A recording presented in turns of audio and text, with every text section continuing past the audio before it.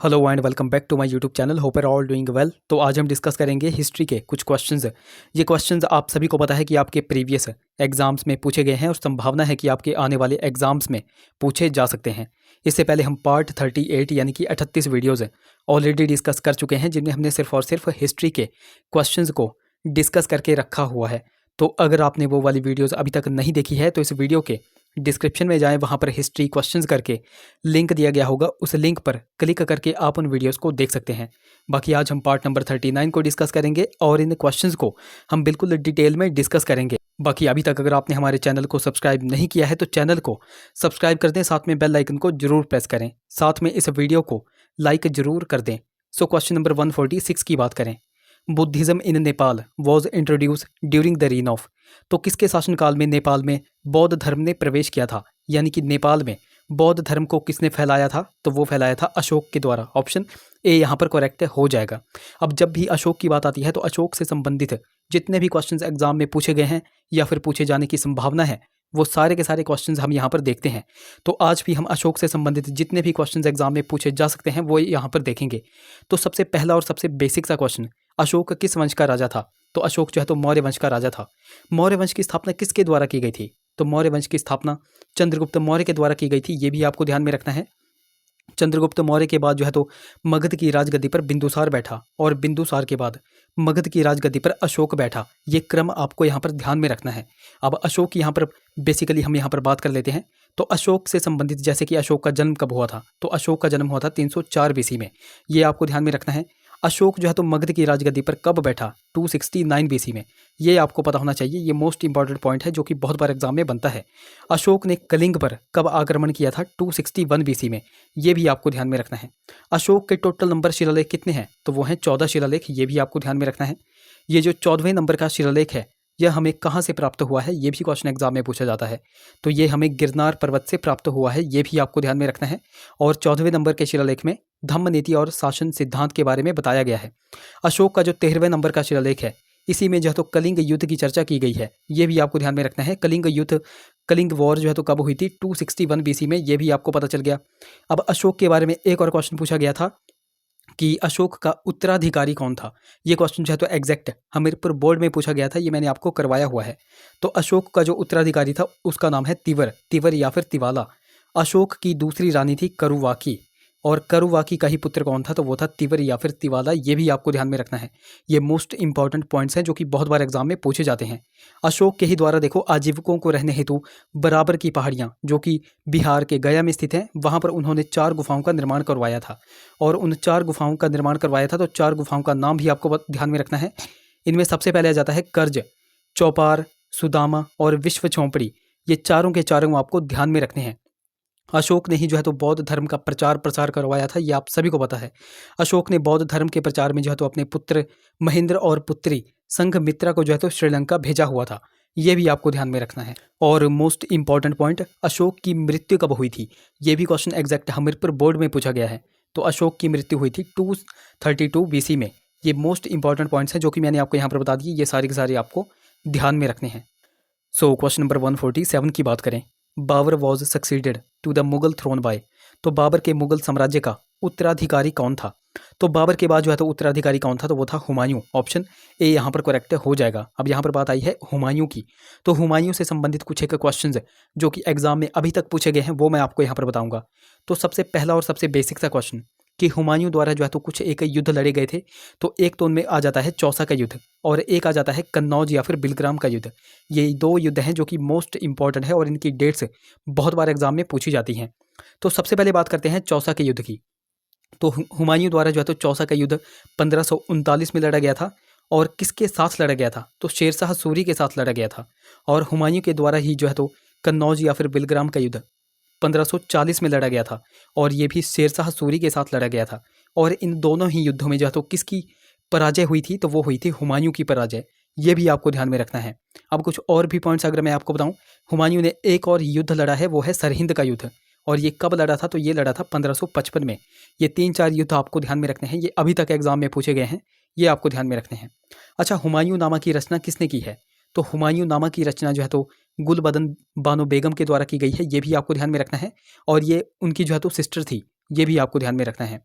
हुमायूं का मकबरा किसके द्वारा बनाया गया था? ये क्वेश्चन बहुत बार एग्जाम में बनता है। और कौन जो है तो हुमायूं के मकबरे का वास्तुकार था? तो ये भी आपको पता होना चाहिए। तो हुमायूं के मकबरे का निर्माण जो है तो हाजी बेगम के द्वारा करवाया गया था। और हुमायूं का मकबरा कहाँ पर है? तो वो है दिल्ली में। और कब इसका निर्माण करवाया गया था? 1569 या फिर 1570। ये डेट्स आपको ध्यान में रखनी है। इस काल में जो है तो हुमायूं के मकबरे का निर्माण करवाया गया था।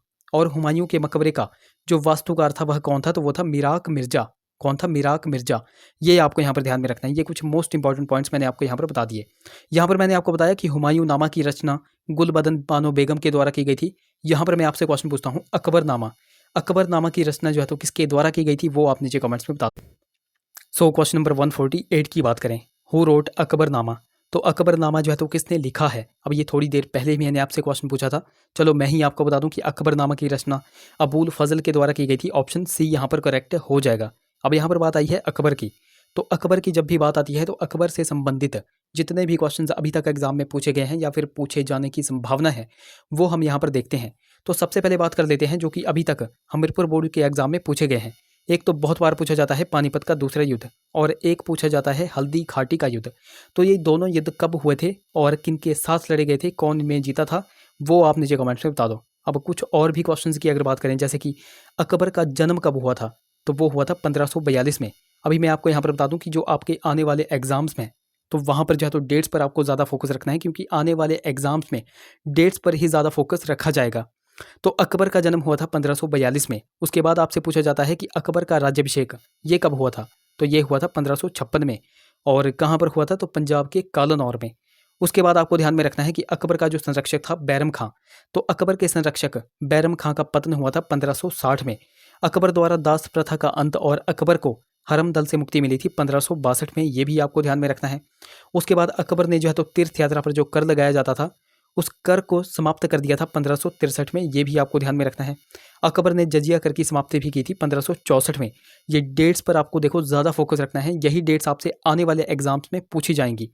अकबर ने दीन इलाही धर्म की स्थापना की थी 1582 में। और आप सभी को पता है कि दीन इलाही धर्म स्वीकारने वाला एकमात्र हिंदू कौन था? तो वो था बीरबल। ये भी आपको ध्यान में रखना है। अकबर ने ही इलाही संवत, जिसको इस्लामिक कैलेंडर कहा जाता है, उसकी शुरुआत की थी 1583 में। ये भी आपको ध्यान में रखना है। और मोस्ट इंपॉर्टेंट, अकबर की मृत्यु कब हुई थी? तो वो हुई थी 1605 में। कब हुई थी? 1605 में। ये सारी की सारी मोस्ट इंपॉर्टेंट डेट्स हैं जो कि आने वाले एग्जाम्स में आपसे पूछी जा सकती हैं, तो ये पे आपको ध्यान में रखनी है। क्वेश्चन नंबर हमारा 149 है, द फर्स्ट भक्ति मूवमेंट वॉज ऑर्गेनाइज्ड बाय। तो प्रथम भक्ति आंदोलन आयोजित किया गया था तो किसके द्वारा किया गया था? तो वो किया गया था रामानुजाचार्य के द्वारा। ऑप्शन यहाँ पर बी बिल्कुल करेक्ट हो जाएगा। अब इसी क्वेश्चन से संबंधित एक और क्वेश्चन यहाँ पर पूछा जाता है जिसमें आप कंफ्यूज हो जाते हो। तो क्वेश्चन आपसे पूछा जाता है कि भक्ति आंदोलन के प्रारंभकर्ता कौन थे? तो वहाँ पर आपको कंफ्यूज नहीं होना है। जो भक्ति आंदोलन था तो उसके प्रारंभकर्ता थे शंकराचार्य। कौन थे? शंकराचार्य। ये आपको यहाँ पर ध्यान में रखना है। और प्रथम भक्ति आंदोलन आयोजित किया गया था रामानुजाचार्य के द्वारा। ऑप्शन यहाँ पर बी करेक्ट हो जाएगा।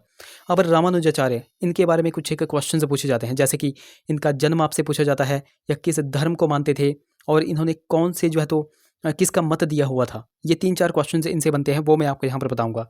जैसे कि इनका जन्म हुआ था आंध्र प्रदेश में और यह जो है तो वैष्णव धर्म को मानते थे और इन्होंने ही जो है तो विशिष्टाद्वैतवाद का मत दिया हुआ था। ये भी आपको ध्यान में रखना है। अब मोस्ट इंपॉर्टेंट यहाँ पर मैं आपको एक चीज़ बता दूं, भक्ति आंदोलन के प्रारंभकर्ता मैंने आपको बताया शंकराचार्य। तो शंकराचार्य से बहुत से क्वेश्चंस एग्जाम में पूछे जाते हैं। अब कंफ्यूज आपको कहाँ पर किया जाता है वो मैं आपको यहाँ पर बताऊंगा। आपसे पूछा जाता है कि शंकराचार्य का जन्म कब हुआ था, और दूसरा क्वेश्चन आपसे पूछा जाता है कि इनकी मृत्यु कहाँ पर हुई थी। ध्यान में रखना कि इनका जो जन्म था वो हुआ था केरल के कलाड़ी में। कहाँ पर हुआ था? केरल के कलाड़ी में। और इनकी मृत्यु कहाँ पर हुई थी? तो वो हुई थी केदारनाथ में, यानी कि उत्तराखंड में। ये 2 पॉइंट्स आपको ध्यान में रखने हैं। ये क्वेश्चंस बहुत बार एग्जाम में पूछे जाते हैं। जन्म इनका केरल के कलाड़ी में हुआ था और इनकी मृत्यु उत्तराखंड में केदारनाथ में हुई थी। ये आपको यहाँ पर पता चल गया। और इन्होंने ही 4 दिशाओं में मठों का निर्माण भी करवाया हुआ था। तो 4 दिशाओं में मठों का निर्माण करवाया था। तो मैं आपको यहाँ पर बता दूँ, सबसे उत्तर में इन्होंने किसका निर्माण करवाया था? सबसे उत्तर में इन्होंने ज्योतिष पीठ का निर्माण करवाया था। और कहाँ पर करवाया था? बद्रीनाथ में। सबसे पूर्व में इन्होंने गोवर्धन पीठ का निर्माण करवाया था उड़ीसा के पुरी में। और सबसे पश्चिम में इन्होंने शारदा पीठ का निर्माण करवाया था गुजरात के द्वारका में। और सबसे दक्षिण में इन्होंने किसका निर्माण करवाया था? श्रृंगेरी पीठ का, जो कि कहाँ पर पड़ता है, कर्नाटक के मैसूर में। तो इन 4 दिशाओं में 4 मठों का निर्माण किन्होंने करवाया था, तो वो करवाया था शंकराचार्य जी ने। ये आपको यहाँ पर ध्यान में रखना है, ये मोस्ट इंपॉर्टेंट पॉइंट्स हैं जो कि आपको ध्यान में रखना। नेक्स्ट क्वेश्चन नंबर हमारा 150 है। Which was not an important centre of the revolt of 1857। तो 1857 के विद्रोह का एक महत्वपूर्ण केंद्र कौन सा नहीं था, तो नहीं आपसे पूछा गया है। तो सबसे पहले आपको ध्यान में रखना है कि 1857 का जब विद्रोह हुआ था तो उनमें महत्वपूर्ण केंद्र में लखनऊ आ जाता है, कानपुर आ जाता है, झांसी आ जाता है, बाकी आगरा एक महत्वपूर्ण केंद्र नहीं था। इसलिए इस क्वेश्चन का राइट ऑप्शन क्या हो जाएगा, ऑप्शन सी यहाँ पर करेक्ट हो जाएगा। अब बहुत बार आपसे पूछा जाता है कि जब 1857 का विद्रोह हुआ था तो उस समय लखनऊ में कौन नेतृत्व संभाल रहा था। ये क्वेश्चन बहुत बार एग्जाम में बनते हैं, जैसे कि कानपुर में कौन संभाल रहा था, झांसी में किसने नेतृत्व संभाला हुआ था। तो चलो आज हम यहीं पर ऐसे ही क्वेश्चंस देख लेते हैं। तो सबसे पहले बात करते हैं लखनऊ की। तो लखनऊ में किसने जो है तो नेतृत्व संभाला था, तो वो संभाला था बेगम हजरत महल ने। ये आपको ध्यान में रखना है। उसी प्रकार कानपुर की अगर बात करें तो कानपुर में नाना साहब ने जो है तो नेतृत्व संभाला था, और नाना साहब का ही जो है तो असली नाम क्या था, तो वो था धोडू पंत। ये भी आपको ध्यान में रखना है। ऑप्शन डी में है झांसी। तो झांसी में जो है तो रानी लक्ष्मीबाई ने नेतृत्व संभाला हुआ था, ये आप सभी को पता है, ये भी आपको ध्यान में रखना है। उसी तरह बात करें दिल्ली की, दिल्ली में किसने संभाला हुआ था, तो दिल्ली में जो है तो बख्त खां ने जो है तो नेतृत्व संभाला हुआ था। उसी प्रकार बात करें बिहार में बिहार की आरा की, तो यहाँ पर कुंवर सिंह ने जो है तो नेतृत्व संभाला हुआ था। देखो ये क्वेश्चन बहुत बार एग्जाम में बनते हैं और बहुत बार आप कन्फ्यूज होते हो, तो आपको बिल्कुल ध्यान से सुनना है। उसी तरह बात करें इलाहाबाद की, तो इलाहाबाद में जो है तो लियाकत अली ने जो है तो नेतृत्व संभाला था।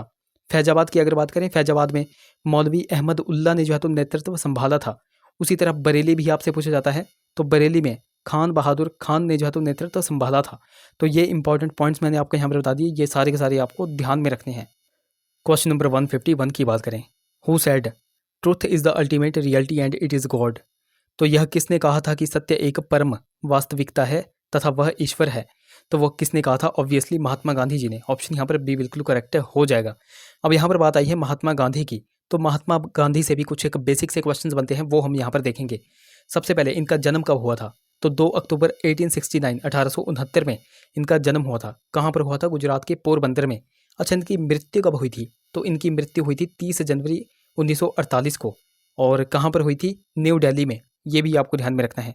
महात्मा गांधी के द्वारा जो है तो सबसे पहली पत्रिका प्रकाशित की गई थी द इंडियन ओपिनियन, और कहाँ पर प्रकाशित की गई थी, अफ्रीका में।